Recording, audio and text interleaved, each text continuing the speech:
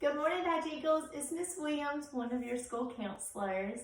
I hope you've enjoyed our last two activities, the invisible string, just learning about all the connections that you guys have, and if you get scared, how to just remain not scared because you have so many people that love you.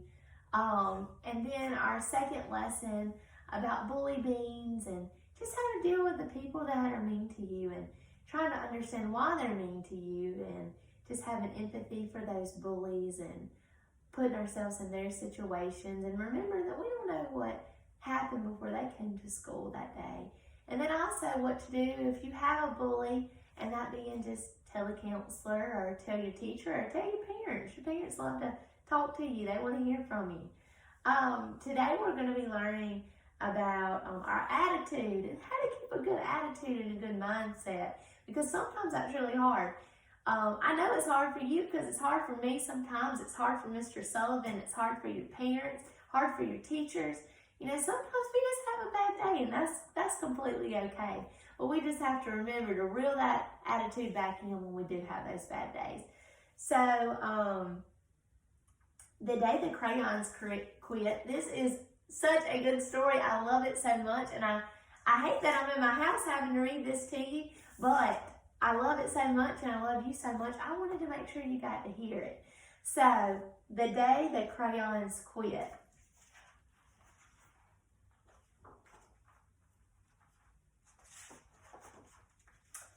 One day in class, Duncan went to take out his crayons and found a stack of letters with his name on them.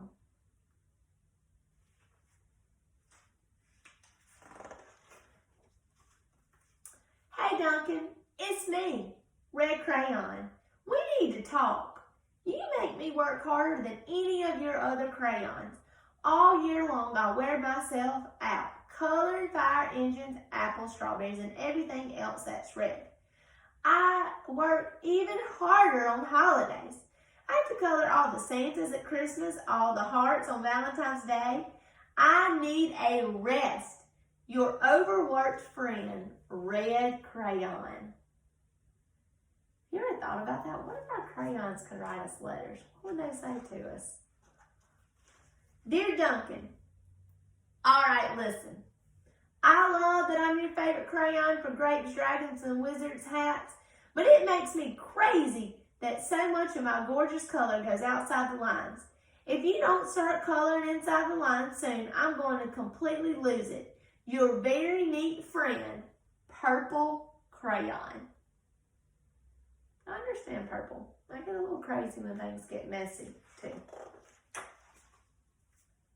Dear Duncan, I'm tired of being called light brown or dark tan. I am beige, and I'm proud of it. I'm also tired of being second place to Mr. Brown Crayon. It's not fair that Brown gets all the bears, ponies, and puppies, while the only things I get are turkey dinners, if I'm even lucky. And let's be honest, when was the last time you saw a kid excited about coloring wheat? Your best friend, Beige Crayon. He's sad. Beige is sad. He feels a little left out, and sometimes we all feel a little left out. Duncan, Gray Crayon here. You're killing me. I know you love elephants, and I know that elephants are gray, and that's a lot of space to color all by myself. And don't even get me started about those rhinos, hippos, and humpback whales.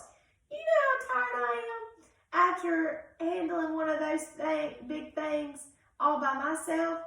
Baby penguins are great, So are very tiny rocks, pebbles.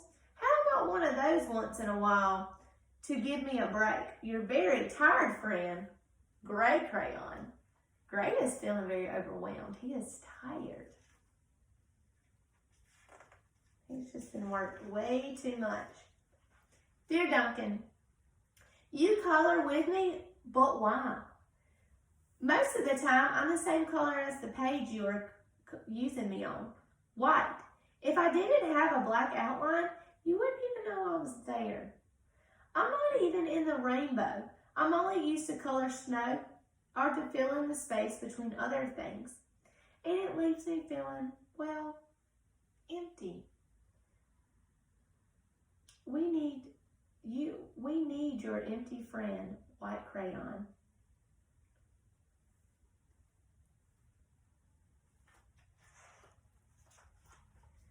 Hi, Duncan. I hate being used to draw the outside of things.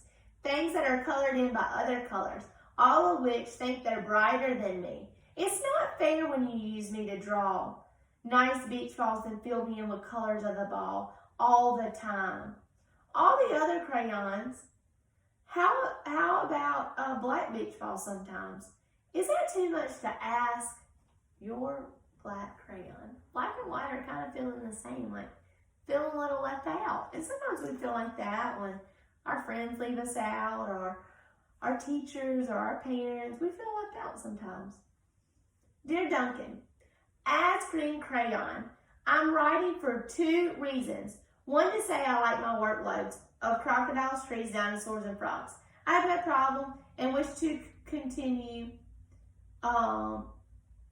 and congratulate you on your very successful coloring things green career so far. The second reason I write you is for my friend Yellow Crayon. And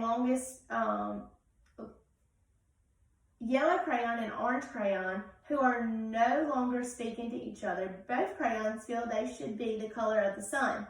Please settle this soon because they are driving the rest of us crazy. Your happy friend, Green Crayon. So Green's very happy. She's trying to settle an argument between Yellow and Orange. Dear Duncan, Yellow Crayon here. I need to tell Orange Crayon that I am the color of the sun. I would tell him, but we are no longer speaking, and I can prove that I'm the color of the sun too. Last Tuesday, you used me the color of the sun on your Happy Farm coloring work. In case you've forgotten, it's on page 7. You can't miss me. I'm shining down brightly on the field of yellow corn. Your pal and the true color of the sun, Yellow Crayon.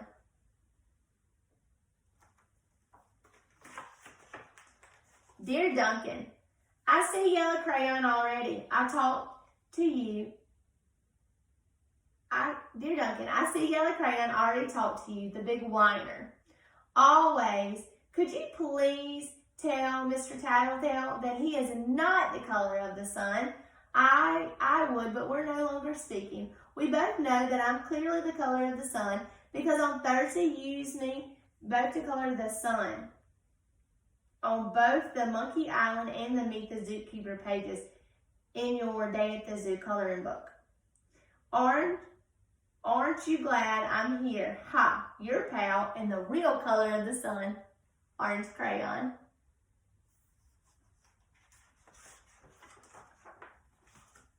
Dear Duncan, it's been great being your favorite color this past year and the year before and the year before that. I've really enjoyed all the ocean, lakes, rivers, raindrops, rain clouds, and clear skies. But the bad news is that I am so short and stubby I can't even see over the railing in the crayon box anymore. I need a break. Your very stubby friend, Blue Crayon. Blue feels very overworked. Duncan, okay, listen here, kid. You have not used me once in the past year. It's because you think I'm a girl color, isn't it? Speaking of which, please tell your little sister I said thank you for using me to color in her Little Princess coloring book. I think she did a fabulous job of staying inside the lines. Now back to us. Could you please use me sometimes to color the occasional pink dinosaur or monster or cowboy? Goodness knows they could use a splash of color. Your unused friend, Pink Crayon. Dear Duncan, it's me, Peach Crayon. Why do you peel off my paper wrapping? Now I'm naked and too embarrassed to leave the crayon box. I don't even have any underwear. How would you like to go to school naked? I need some clothes. Help, your naked friend, Peach Crayon.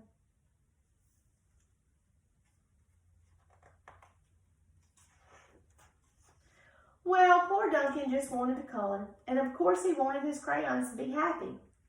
And that gave him an idea. He's read all these letters. Now what is he going to do? When Duncan showed his teacher his new picture, he gave him an A for coloring. He used all the different colors to color everything. We've got a pink dinosaur, an orange whale, a yellow sky, an orange sun. Duncan was very creative. You know, I think this reminds me the most of habit number 4, think win-win. Duncan had a problem. He had a problem that all his crayons quit on him. He had no way to color, but he wanted to make them happy. You know, we want to make our friends happy. When we get in arguments with our friends, we try to think of ways like, how can we compromise? Well, we can compromise by habit number 4, think win-win. How can we all win? And Duncan found a way that everyone could win. And because of that, he changed their attitude. For the crayons that felt tired or overused, well, he gave them a break and it changed their attitude. So sometimes when we have arguments with our friends and they have bad attitudes and they think that we treat them bad or we've been mean to them, we need to think of a way to think win-win. How can we all win? And when we all are winning, it gives us a good attitude. And that way we can all keep a good attitude. All right, guys. So today I have another Nearpod lesson uploaded for you. I have one for my kindergarten through 2nd grade, and then I have another one for my 3rd through 5th grade. And guys, I want you to pretend like you're a crayon and think about how you could change the attitude of the crayon. How can you think win-win in this situation? All right, I'll see you next time.